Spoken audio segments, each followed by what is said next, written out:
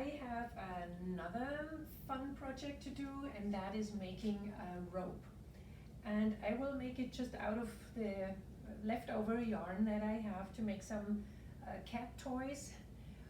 What else do we need? We need some scissors as usual, and also a pencil or a pen or a stick or a cooking spoon or whatever you have. So to make things not taking too long, you can make ropes any length you want, and I opt for a shorter thing, like maybe 15 inches or so. And in order to do that, I also need 2 chairs or 2 people with fingers.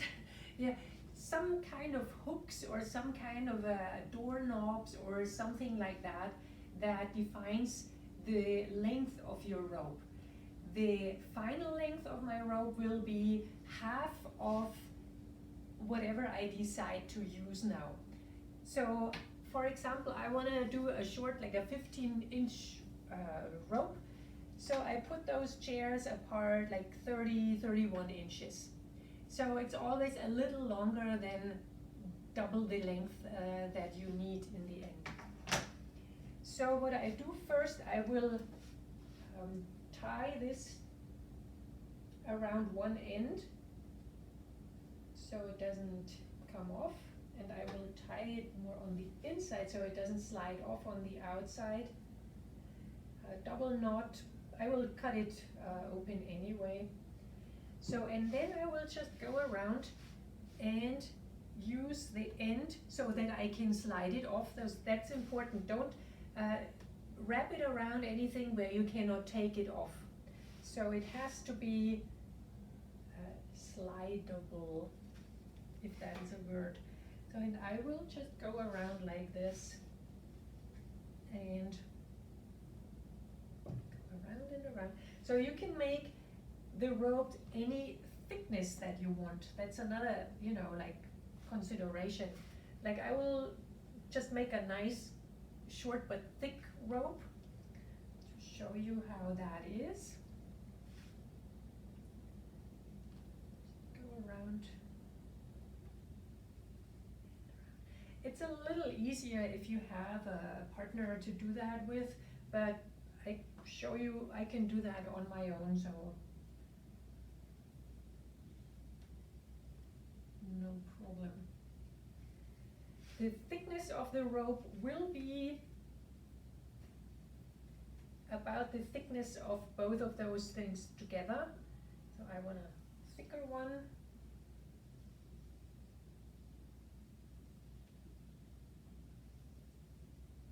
A few more of those.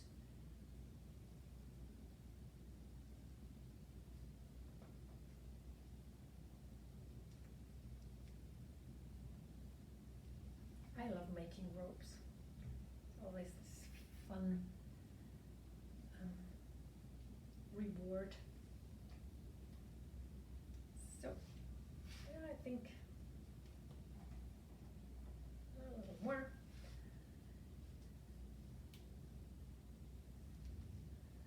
And I chose the red yarn because everything in my house is blue, including myself.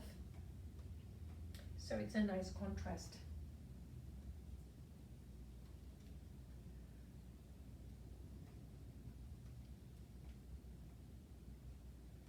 Okay, I think that's fine. And I will cut that end here.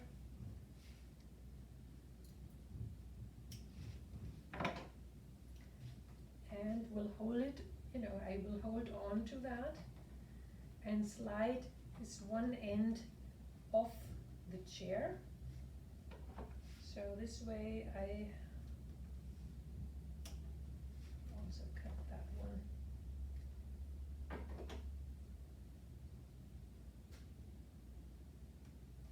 So I have those both of those ends in my hand here.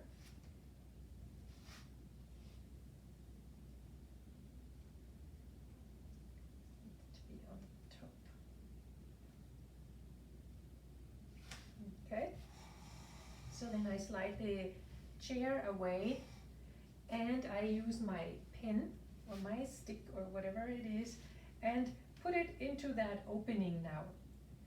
And I'm kind of standing perpendicular to the yarn direction. So then I hold this whole bunch together with my right hand in this case, and with the left one I rotate my pen around, just away from me. And you can see that it will push the twist over to the other chair. So, and I can do that as tight as as tight as I want. To do that twisting will also make it shorter and more dense, and that's why we always put a little give in it and make it, a little longer than double the length that we want. So it gets nice and tight, and I push it over kind of to even it out a little more.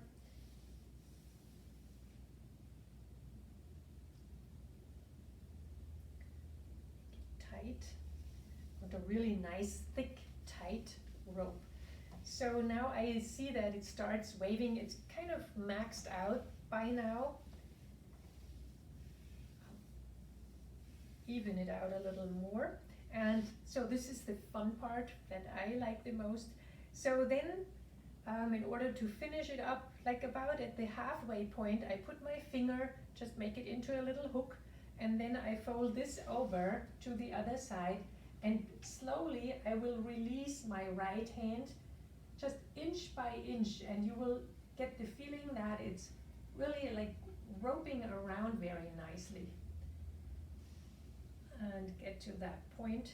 It's a little looser on that end because my chair handle was a little big for that, but I will just even that out by play around a little with that. It's more tight on that end, it's a little less tight on that end, but that end I will put a little a knot in it anyway. I mean, I want to use that as a cat toy, or something for them to play. And here we go. Then I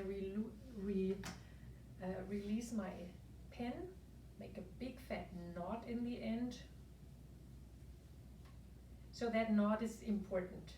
If you want to have it very symmetric, you can also put a knot in the other end, just to make it look the same.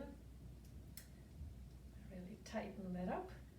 And then I will also cut open all those end loops here. So it's kind of a fun toy.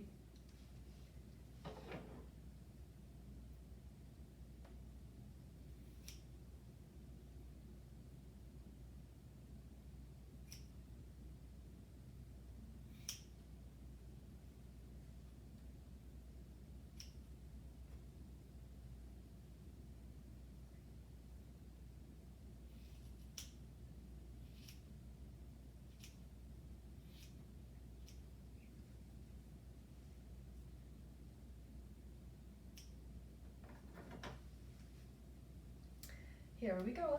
So this is a really cute little rope. And as I said, you can do that really as long as you want, like a crisscross of your garden, or like you just have to, like if you do a really long one, I would recommend having 2 people. Once you have stretched your yarn around from one point to the other, it would be good if one person stands here spinning around like this, the other person stands at the other end and spinning also away from you. So both of them spin at the same time. Then you need a third person for the middle part. So once you fold this over and connect it, you need that third person to hold the middle part and slowly walk up that rope and let it twist, twist, twist. If you just let go, it twists in all different places and it's a big mess.